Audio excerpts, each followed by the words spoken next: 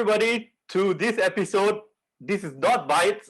This is a new web series that we are having. We are calling this Let's Chat Eavesdrop Edition.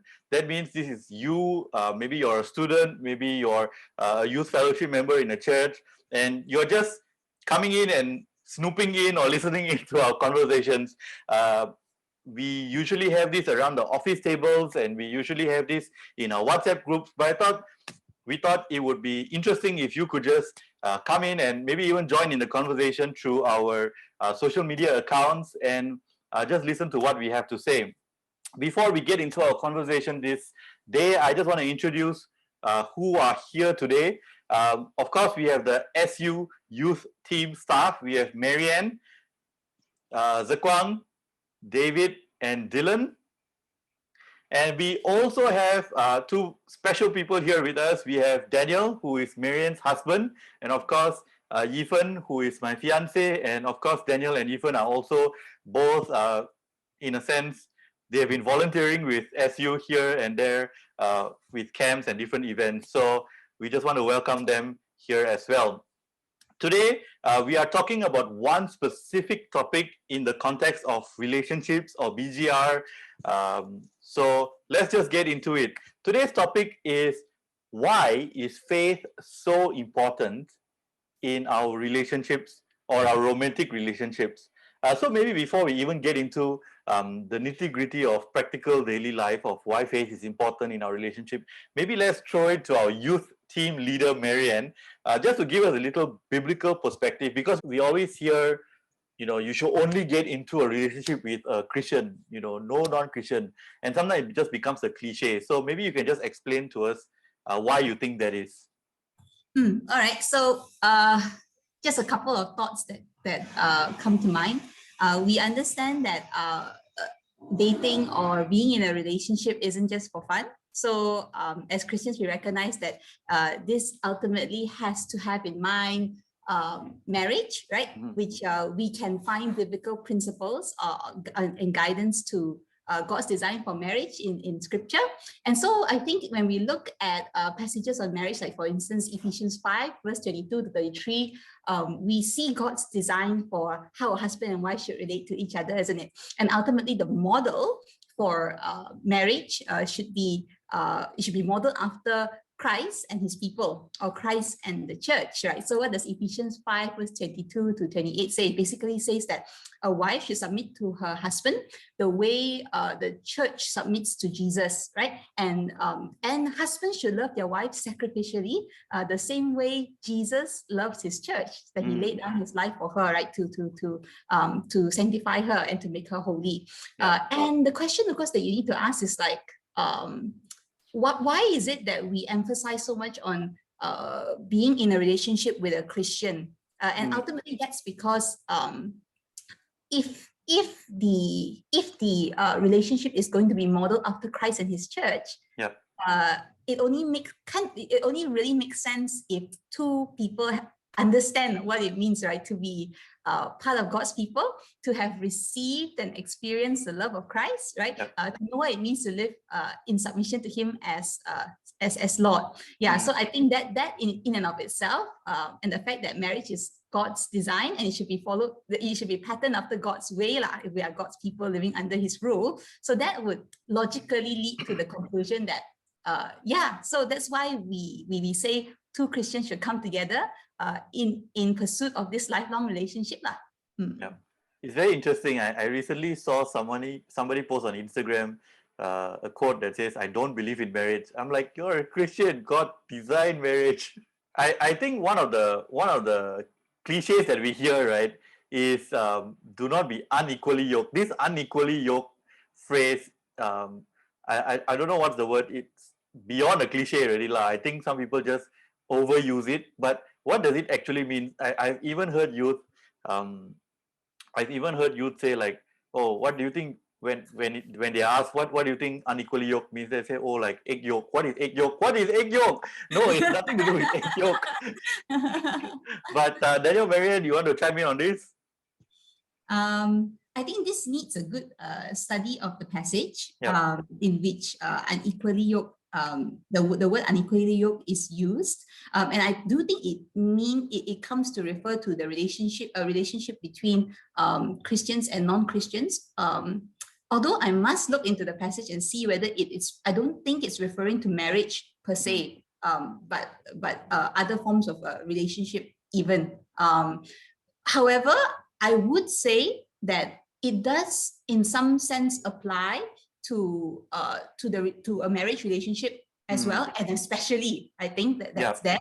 But I think what troubles me at times is the way that Christians think about it. It's like, oh, so the Bible says I cannot be yoked with a non-Christian. Period. That's the end. So it almost seems like it's just a rule that I have to follow. I don't need to understand why I need to follow it. I just know I need to follow it, which obviously the Bible, that when it comes to relationship, there's so much reasons that are given that are so rich as to why the Bible says that when it comes to relationship itself, two Christians should come together, right? People who love Jesus and have submitted their lives to Jesus, rather than just blindly saying like, okay, it's unequally yoked, and I don't know why it's unequally yoked, egg yolk, whatever, I just follow it. Yeah. I think one of the good things to think about when you talk about yoke or unequally yoked is the picture of having, when two bulls, right, or two cows trying to pull a plow, and then there's something they put on that that's putting the yoke on top of the two animals to plow the thing.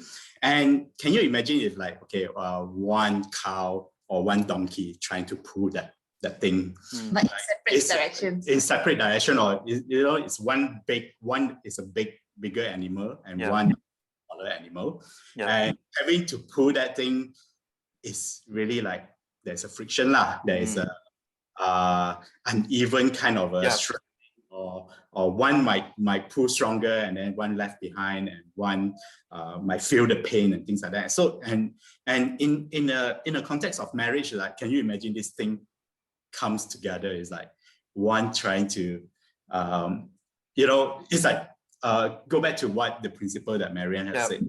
It's like we don't have the unity of faith together. There's no there's no understanding of the gospel altogether. If someone who is an unbeliever, trying to work out that, I think it's not easier. I think the passage on unequally yoked, it doesn't just talk about, yes, it talks about unbeliever, but it also applies to, in some sense, Christians as well. Because I got some kids, some of the, it's very sad, some of these girls, they will come to, hey, he's a Christian one. Yeah, I can just go and date him. But then when you look at this guy, he doesn't really go to church.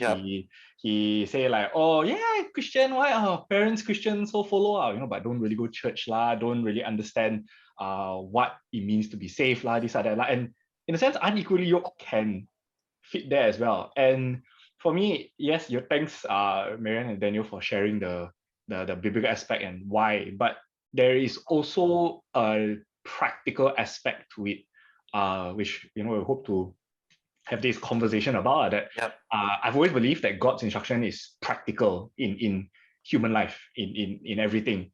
And the idea of not being equally yoked, there's this sense of like, it's like one example that I always like to give my friends is some of the students and some of my friends is how you view life.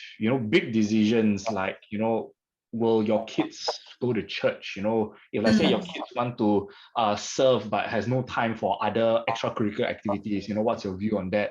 And to take it even more to the extreme of like, what if you have a miscarriage? Like how will you tackle that kind of situation as a couple in the future when tough times like that? As a Christian, you will be able to come, to hopefully to an understanding of like, seeing God in the picture and why and things like that. But if a non-Christian friend or non-Christian partner listens to you and say like, God, and you can see like this sense of like friction even in situations like that, that there has to be some form of what's that word? There has to be some form of like equal thinking like that. in that unity in thought, unity in thought, pursuit. and things like that. When let's say when there's a major thing that happened in your family, let's say you lose a job lah, you lose your house lah, this that lah, like for a Christian, having the understanding of okay, having faith lah in situations like that, having trust in God throughout times of uncertainty like this, whereas a non-Christian will not be able to to a certain extent, even maybe sometimes stomach this kind of major lows in life. I don't know if maybe Marianne and Daniel would even want to share difficulties, because sometimes as a people think marriage, oh, happy lah, this that lah, but not understanding that there is a lot of difficulty and challenges that might come, and having different faith even in general, you realize that you'll tackle it very differently, and it's just not going to be easy. Yeah, like one example that I normally give also is if let's say for me, I want to continue my life as a full-time worker, like to understand that pay is not exactly going to be too high, you're going to live in a smaller house lah, smaller car lah, this that lah. If I get together with a non-Christian, yes, they will say like, yeah, you can do whatever you want, do what makes you happy lah, this that lah. But the minute a kid comes, the minute financial difficulty comes, will my non-Christian partner understand this idea of having a life in a full-time, having life being a full-time minister like this? So things like that's what it means, to not be unequally yoked, to have that kind of similar thoughts when it comes to challenges like this. Yeah, I don't know if Marianne and Daniel got any other instances where you all got what difficulties. Yeah, I even think if you roll that back a couple of couple of reels, right? You think about it, like even why you want to be in a relationship, why you want to be married. Those are things that at the get-go already is going to be different for a Christian and a non-Christian, right? So if say for example, the pursuit of people in general in life would be like, I want to get married because I want to live happily ever after, because that's how the world sells marriage to us, isn't it? But we know that for Christians, our happily ever after, it's not on this earth, right? It's basically when we meet Jesus face to face, that's our happily ever after. And so in one sense, like getting married and being together is pursuing holiness until happily ever after. So that should be the goal. And if that's not even how I put it, that's not a shared goal for husband and wife, or say boyfriend and girlfriend together, you're running in very different directions, and ultimately at the end of the day, it's going to cause a lot of heartache. I think like if we think about Daniel and I just think about the past 7 years of our marriage, whereby we faced a lot of hardship with sickness and with hospitalizations and with uncertainties and things like that. If it wasn't because we know that we were pursuing holiness, we were pursuing Jesus all our lives, if we didn't believe that, like Romans 8:28 to 29 tells us, right, that in all things, even in adversity and pain, God is working for our good to conform us to the likeness of his son, Jesus. If we didn't believe all these things and shared all these sentiments, I think that the adversity that we face would have broke us. Because what's the end goal to all of this? I think even for Yi Fen and myself, I think the two things that keep us going in our faith and even in our relationship has always been dependence and obedience. Like I can always know that ultimately she will depend on God, and that we always pursue obedience and we always strive for obedience. So if you are together with someone who doesn't believe the same things, who are you obeying? What's your foundation? And what are you depending on? You depending on your own strength? Are you depending on your financial status? Are you so I mean, those are two things that I really look to. Maybe David or Dylan or Yi Fen want to chime in on an experience that you had, maybe even with a Christian who didn't have these same values or have faith that are important. Because I mean, even if you're a Christian, let's face it, your faith may not be so important to you. So they just call yourself a Christian. So Oh yeah, that is very relatable. But yeah, you all should. Anyone wants to chime in? Uh, Yeah, David, you can go first. Dylan, please go ahead. Okay. I have a lot to say. So Okay, go ahead, Dylan. Okay. Yeah. I trust you when you say that. Okay. I think the point of view that I am coming from is like intimacy, not intimacy with the person, but intimacy with God. Because even in a marriage, and we think about a non-Christian and a Christian, right? They would, I mean, as a couple, then we will only believe that, okay, the intimacy only lies between like each other. But in a marriage, it's deeper. There's another intimacy that we have with Christ.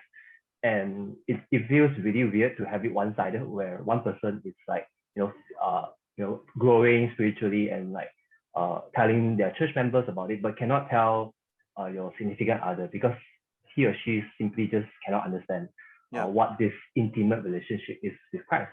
And I think like I've seen in a movie or even heard it from someone I know that it's like cheating on someone else because it feels that way because because it is true, right? We love God and Christ and more than anyone else in the world. And as a non-Christian, you cannot fathom that concept because it's like you're more in love with this God or that you can't even see. You rather choose that than a physical person who's here with you and everything, doing everything for you, loving you, providing for you, and so on. So it's like you just can't understand why, why you so crazy about this Jesus? Who is this Jesus? Some other guy? Yeah. So simply that itself is like a struggle. Like I can't imagine like if ever I have a prayer or even a struggle, I try to share with someone who is a non-Christian and like they just say, okay, yeah. But it doesn't hit the mark because they don't understand where you're coming from. Then you have to share it to other people from church. And I think it's difficult if you look down to 10 years, let's say, everything you share about spiritually, you have to more or less share, but you won't get anything much in return. Maybe you can, but it won't be the same with someone who knows about the faith as well. Yeah, that's just my point. Thanks, Dylan. Yeah. David, you want to add on? Now, this is a very interesting topic because after the BGR forum we hosted last Wednesday, I got into a debate with one of the youth pertaining to what was discussed, and it's a girl youth, and she talked to me about unequally yoked and all this kind of stuff. Exactly. So perhaps when we go back to the beginning of the conversation, what is unequally yoked? I think that is very important because that also that in itself is quite a huge concept because yes, we talk about non-Christian and Christian, but we also talk about Christian and Christians with different values and different level of spirituality. That also can be considered under unequally yoked. Now, I got into a debate with this youth was because she told me she liked a guy. She had a crush on the guy. But in terms of spiritual level, the guy is, if there's a rating of 1 to 10, she feels the guy is only 3 and she's 7. And so she asked me, like, David, how do you approach this situation? Yeah, so that's a very interesting thought, a very interesting dimension. Now, I have a lot to say because I learned a lot about this from my current relationship. Yeah. So if some of you who do not know, my girlfriend is a Christian. Yes, of course, she's a Christian, but she's only about 4 to 5 years old compared to some of us here who are like 2nd and 3rd generation. Now, she accepted Christ and then MCO happened and she didn't really get integrated to the whole community lifestyle, what's like to do Bible study together and all this kind of communal learning. And I was attracted to her because I saw her love and her heart for Christ. But she's not in high position, you see. Yeah. She's not someone that is serving as an advisor to a rally, for example. She's not that, she's not this. And when sometimes I try to teach her something, there's a gap of understanding there.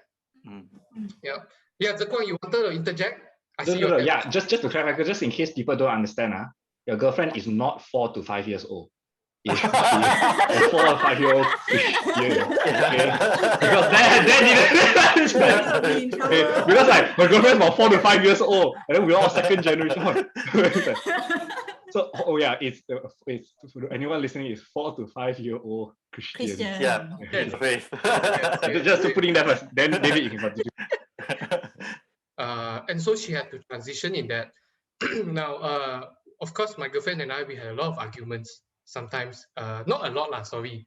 That's the wrong word to use. We had a lot of, sometimes just a bit of tension, a bit of disagreement as to how we view the life goal and everything.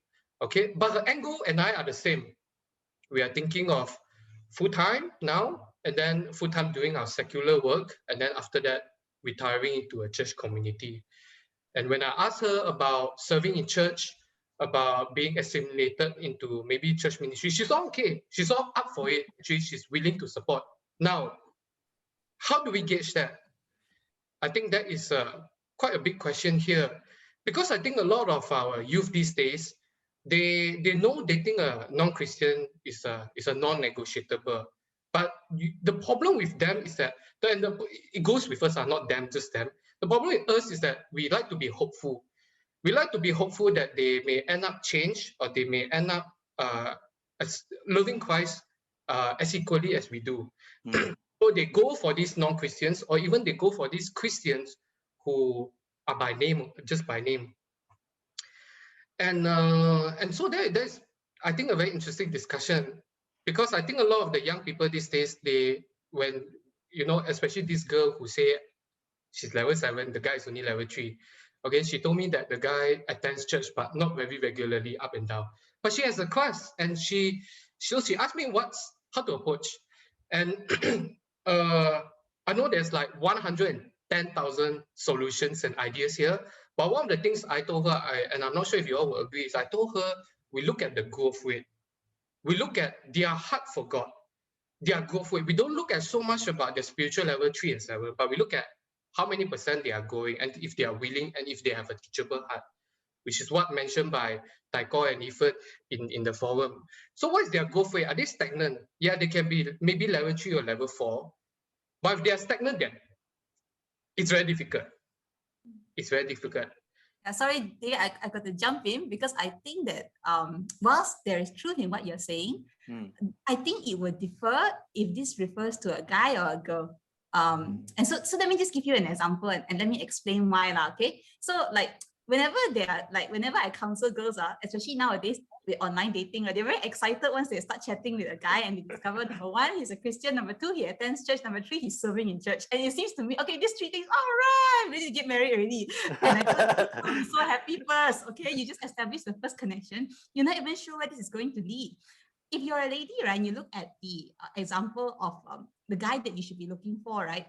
You should be looking for someone who is able to lead you, whom you can entrust your heart to, right? To help you to grow in godliness, because God has assigned roles, right? If marriage is part of God's design, then God has designed roles in a marriage, and a man should pick up the spiritual leadership role in a marriage. So I just want to imagine if imagine if this girl is a 7, which you talk about, right? And then the guy is a 3 or a 2 or whatever. And if she has to be the one to lead him, she needs to think about this very seriously. So in a sense, David, your position is different. You're the guy in the relationship. You're the leader, right? And Linda is happy to be led by you, so that and she submits to you, actually. So she wants to learn from you. So that makes things very, very different. Yeah. Oops, the name got exposed, guys. Yeah. Yeah. You're sticking to the same one now, David. So yeah, I differ on that point. So in that sense, if the girl is willing to grow, yes, then the guy should lead her along. But it's a little bit tricky when it's the girl starting off with a guy who's way behind. Yeah, just because of how you see the dynamics of a relationship. I don't know. I mean, this is a woman's thought. I don't know if Yi Fen has any other thoughts on this as a lady, you know? So yeah, I definitely agree, Marianne. Yeah, it's very hard for like girls to try to get guys to do stuff they don't want to do. I feel like even guys, like, they need their own motivation. They need like like they need to encounter God. They need to really like read God's word and love God, and then they will see the growth. And like you can't do that. Like no matter how much you like the guy, you cannot try and like change him. Yeah, so it's just wise to leave it be. And like yeah, it's good to look at the timing also lah, because yeah, sometimes it's just not the right time. Yeah. And Yeah. So, And so the that, crush is not I think everything. Crush is not everything. It's like, oh, I have a crush now. I'm going to be crushed if I don't act on my crush. No lah. I mean, then you're being a bit melodramatic about it lah. The question you're going to come back to is like, who is the boss of your life? Is it? Do you love Jesus the most, or do you love yourself the most? Really, because you just all you really want to do is just serve your crush. Believe me, most of the time when we have crush, right? I mean, you and I, all of us can attest lah. The crush that we have and the idea of the person we have a crush on is very different from the real person. I don't know. You guys ever experienced it or not? so. I just follow up question is then Can't hear you, David. oh so I have a follow up question. Just a quick one. Sorry to interrupt a bit. Just a quick one. But does that mean that it's okay for the guy to be?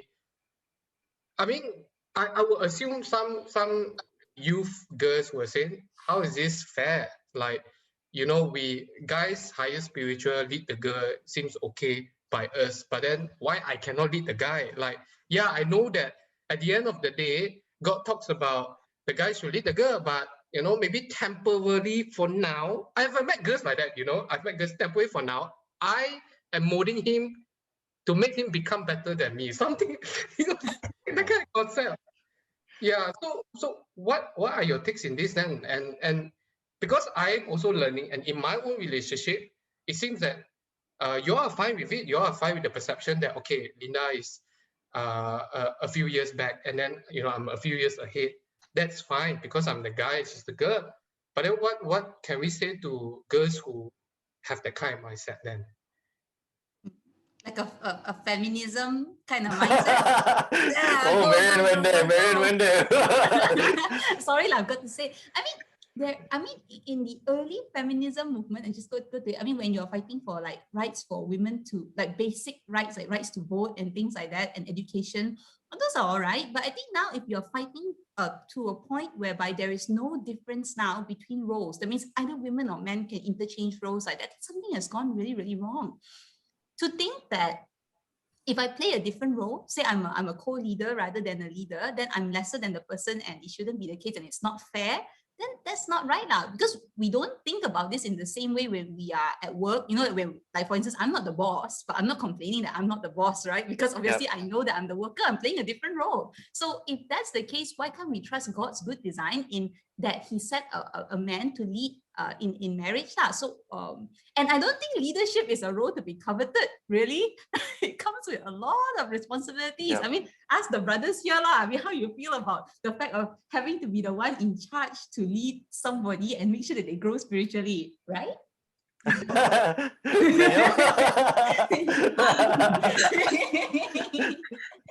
Just throw in a thought. What happened if a brother suddenly have a spiritual crisis in his life? He doesn't. Faith just doesn't seem real to him suddenly, and how does that work out in a marriage? That's the woman in the marriage has the right to actually drive the spiritual renewal for the family. I'm just thinking like, being in a marriage sometimes is also being in a partnership together. I'm just thinking like, there are times when there's a need happen where woman does play a role to be encouraged to encourage the husband to pursue God again. And what happened? I mean, we are just talking as a husband and wife without children. And what happened when there is children? And everybody is going to look up to the father, but the father is doing nothing anymore. So how's the wife going to come in to help in that situation? I think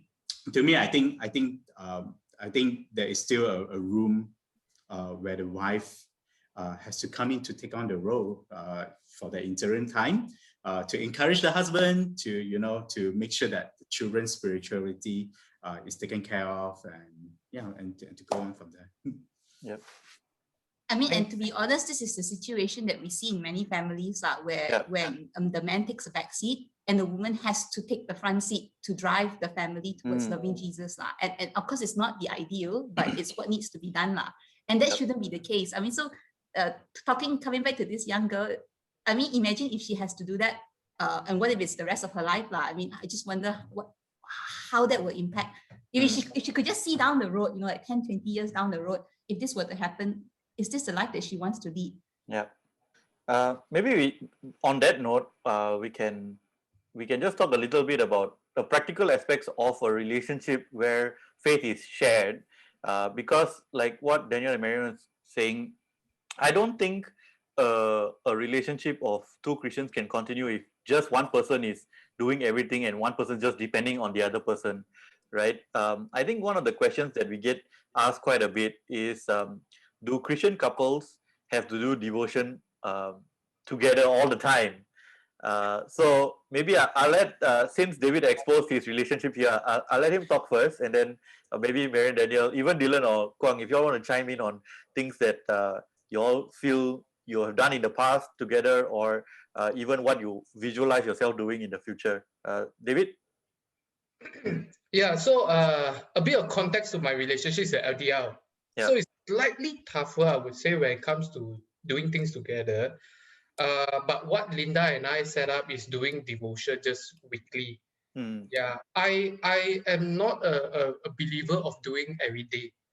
I think there can be danger to that as well. Yep. I video call Linda every day. So if imagine every day I video call Linda every day and I do devotion with him every day, then it feels like a chore. Yep. I wanted Linda to have a bit of space, even myself to have a bit of space and a bit of time with ourselves with God. I'm sorry to say this, but I think essentially salvation is still yours to carry your own responsible. And as much as I want to help Linda, and I am helping Linda as in many ways that I can, I think there needs to be a bit of boundaries to that as well. Because we are single, and technically we are in a relationship, but we are still single status, not married. And so that's all I have to I can think of at this point for that. Ethan and Joel, you must tell us how you guys do. So we don't do devotions together, but we do pray every night. And we like pray for each other's needs or whatever it is that we just submit it to God and surrender it to God. And we also, I think one of the things that we really do quite a lot is we always like discuss different podcasts, different topics, or we'll listen to like the same sermon and then we'll just like talk about it.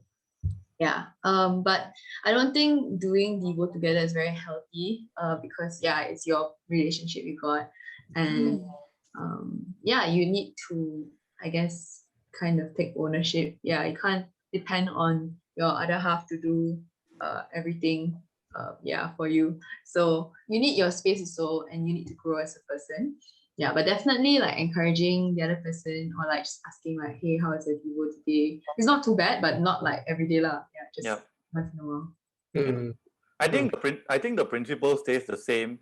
Even if you are in church and you have a mentor, right? You can't just get your faith from your mentor. Whatever your mentor is teaching you, that's all you know of your faith and Christianity. Whatever revelation or whatever knowledge your mentor has is the only thing you talk about, and you're not experiencing God for yourself. I know David knows this, but one of the things I used to do at camps, I obviously can't do this anymore because of the COVID situation, but I used to share, when I shared on secondhand faith, I used to get two siblings up, and I used to get one sibling to chew a piece of chewing gum. And then I would ask the sibling to take out the chewing gum and pass it to the younger sibling or the next sibling, and ask the younger sibling to eat it. And the younger sibling would be so hesitant to put it into his mouth, even though it's his sibling, it's his blood relative, right? And ultimately they'll do it, but it's so hesitant. And then I will ask them what they feel. Firstly, they were disgusted by it, right? Oh, I have to do it in front of other people and things like that. But the second thing which I think is just as important, is that the main nice, juicy, fruity flavor has already been gone with the first guy, right? So the second guy is really getting a very diluted flavor, and it's combined with saliva, and it's not no longer nice. I know Dylan's face palming me, but that's kind of the idea, right? It should create in us that same sense of I don't want to taste this in a second-hand faith. I don't want to taste this God, in a second-hand way. I want to experience the full flavor of it myself, first-hand experience, and and I think it should be the same way in our BGR or our relationships, where I want Yi Fen to be able to experience God on her own, and that doesn't mean we can't talk about it. In fact, we should be talking about it. We talk about our devotions, we pray for each other, we share struggles in our faith, and debates and questions, and we are able to have that banter or that conversations about our faith, because our faith on our own we pursue Christ on our own, and we try to have that intimate relationship with God on our own first. I'll tell you a story though that's a little bit different, but I think there's a connecting factor there. So I've been journeying with this sister, and she met this Christian guy online, and he's a leader and all that. After a lot of hit and miss and stuff like that. So they're together, and I think they met and got together very close to the MCO period. So a lot of their relationship also has been encased in MCO. One of the things that they developed and started doing together, and they do it, I think, nearly every night, is coming together to read, to do devotion. But I think the different factor there is that this devotion that they do together as a boyfriend and girlfriend does not negate the fact that they still do devotion on their own. Yes, that's right. But the way that they connect to each other, and they feel that they are able to build each other up in Christ, is to actually read the Bible together, which I think is amazing. It works. I think it works differently for different couples and individuals, but ultimately in the end, the idea is that you cannot rely on your other half to help you to grow in the faith. That person cannot be a crutch for you. It's still that personal development of knowing Christ through reading his word and meeting him in prayer personally as well. And any other thing that strengthens it comes along as a gift. Any other thing anyone wants to add about this? I think we should give the space to Guang, because he's laughing behind the camera. No, I think Guang is just taking it in and thinking and laughing along with what we are saying. Guang is envisioning his future. I'll say this one thing. From single guy perspective, there was a particular individual whom I knew that she's not exactly the most Christian person also, doesn't really attend church per se. She admitted herself that she admitted herself that she doesn't really go to church. She go to this particular church. Why? Because she liked the songs only, and that's about it, that kind of thing. And I remember recently there was a time where she actually just said hey, I actually want to, especially during the MCO time, she said, hey, I want to learn the Bible a bit more, this or that, and things like that. So wow, that's good. And thought at the back of my mind, it's why not do devotion together with her. And I admit that she pretty okay, and I think that says that basic sentence first. And there was the podcast that Yi Fen sent that really stuck with me, and I realized that I found myself in that situation, and that's why I decided, no, I'm not going to do devotion with her.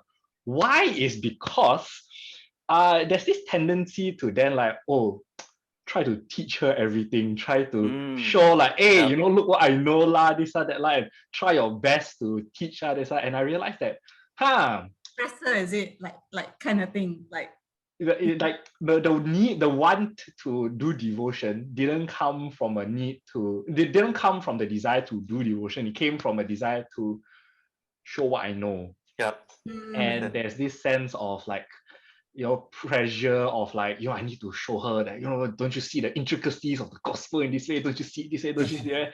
And even though on paper it sounds good, doing devotion with this particular person, but it also, for me, it led to realizing that, it's not good because I'm now doing all this, Bible study and devotion, not coming from the right place. Yeah. It's coming from the place of, just wanting to do these sort of things. And I do hold to that position as well. Like if, let's say, I do date someone, and all like that, I don't think I will do devotion because there is sometimes that tendency to show off what I know, and maybe go down the different route of just like what Joa and Fen are doing, which is encouraging, asking, and keeping each other accountable on that sense, rather than just trying to show.